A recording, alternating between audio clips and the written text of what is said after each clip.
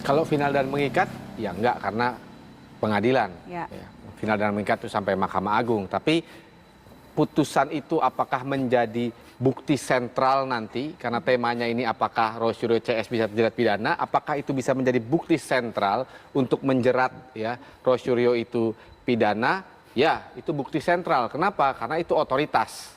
Satu. Yang kedua, tadi Pak Arianto sudah mengatakan, UGM juga sudah mengatakan, oh itu betul kok ijazahnya, itu dua otoritas. Nah, kita kembali ke pertanyaan topik hari ini, bisa tidak terjerat pidana ya, bisa atau tidak dipidana. Nah, jawabannya itu sangat bisa. Kenapa?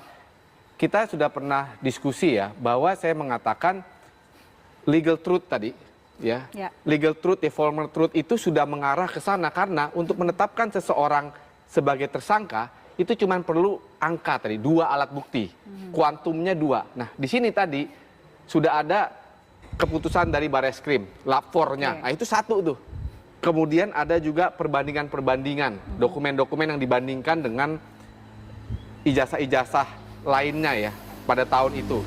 Itu juga udah 2. Belum lagi soal, oh Jokowi pernah KKN, Pak Jokowi pernah KKN. Juga pengumuman koran dulu kan ada banyak waktu itu Bareskrim menampilkan. Jadi itu sudah banyak. Nah, persoalannya tadi, oh kenapa sih ini nggak selesai-selesai? Nah, pelapor ini mencoba memberikan distance atau memberikan jarak legal truth terhadap real truth. Kebenaran yang asli. Dia mengatakan, oh apa yang dikatakan UGM, apa yang dikatakan Bareskrim itu kan kebenaran formal ya. Kebenaran yang mungkin saja dimanipulasi oleh kekuasaan negara. Kan itu argumentasi utamanya dari Roy Suryo CS ini. Apakah memberikan distance itu diperbolehkan secara hukum? Boleh saja. Artinya kalau, tapi kan ini sekarang dia lagi menghadapi pencemaran nama baik. Ya, artinya dibolehkan saja, tapi dia harus facing the consequences. Ya, konsekuensinya dia dilaporkan oleh Pak Jokowi yang mempunyai hak untuk melaporkan, karena Pak Jokowi merasa, loh ijazah saya asli. Nah, memberikan distance itu diperbolehkan, dan bahkan di KUHP kan diberikan kesempatan oleh si terlapor ini untuk mengajukan bukti-bukti atau memberikan ahli sebaliknya. Jadi kalau misalnya dia merasa, itu lapornya Bareskrim tipu-tipu, dia boleh mengajukan ahli. Itu diakomodasi oleh KUHP. Nah, sekarang tinggal adu kuat nanti nih.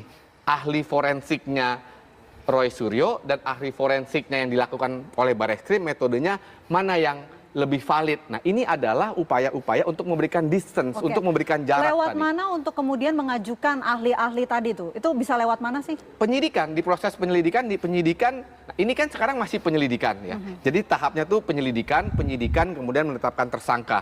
Itu diberikan akomodasi di setiap stage ini, di setiap step ini. Jadi kalau misalnya Pak Roy Suryo CS itu merasa, ini dimonopoli aja nih, Bareskrim disetel, UGM disetel. Nah, itu kan artinya dia mau memberikan jarak kan. Saya punya kebenaran yang asli. Nah, dia boleh memberikan saksi, memberikan ahli, memberikan dokumen. Nah, tinggal kita lihat nanti validitasnya itu bagaimana. Nah, makanya memang ada juga menariknya usul tadi bicara dengan Pak Arianto, gelar perkara secara terbuka. Nah, itu usul yang menarik juga.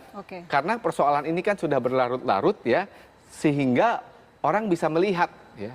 Karena kan tuduhan tadi, memberikan distance tadi kan orang tidak percaya. Mereka ini kan tidak percaya kan.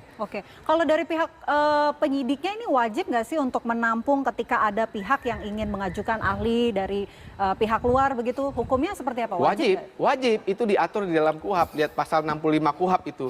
Jadi itu konsepnya begini, ketika orang itu dituduh melakukan suatu kejahatan, itu adalah momen kritis dalam hidupnya. Karena kalau dia dituduh melakukan kejahatan, maka dia bisa ditangkap, disita, rumahnya digeledah, dan lain-lain. Artinya kemerdekaannya bisa diambil.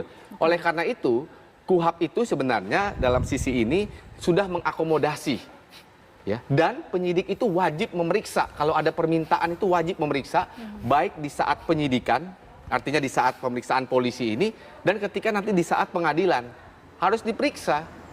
Jadi orang itu diberikan kesempatan untuk membela dirinya. Nah, sekarang kan persoalannya signifikan nggak nanti? Soalnya kan angin ini sudah mengarah ke Pak Jokowi, artinya angin kemenangan lah dalam tanda petik ya. Sedangkan sesuai topik hari ini yang agak terancam ini kan Roy Suryo CS. Kenapa? Tadi saya katakan ada bukti-bukti krusial yang sudah dikeluarkan. Apa itu bukti krusial? Hasil lab 4, kemudian otoritas UGM sudah mengatakan asli. Ya, kemudian ketika konferensi pers ada banyak bukti, yaitu misalnya klip koran zaman dulu bahwa diterima, kemudian foto-foto KKN dan lain-lain. Nah, ini kan bukti ini sudah memenuhi syarat legal truth tadi. Apa tuh syarat legal truth sistem pembuktian itu? Untuk menetapkan tersangka cuma 2 alat bukti loh. Nanti untuk memidanakan orang, 2 alat bukti ditambah subjektivitas hakim yang disebut dengan keyakinan hakim. Artinya anginnya sudah ke arah Pak Jokowi. Pada waktu 2 minggu lalu kita dialog, kan saya yang mengatakan ibarat pertandingan sepak bola ini sudah 2-0, 3-0 ini. Bukan lagi 1-0 kayak Indonesia lawan Cina kemarin. Jadi sudah agak dalam tanda petik telak lah. Oke. Itu Mbak Vena.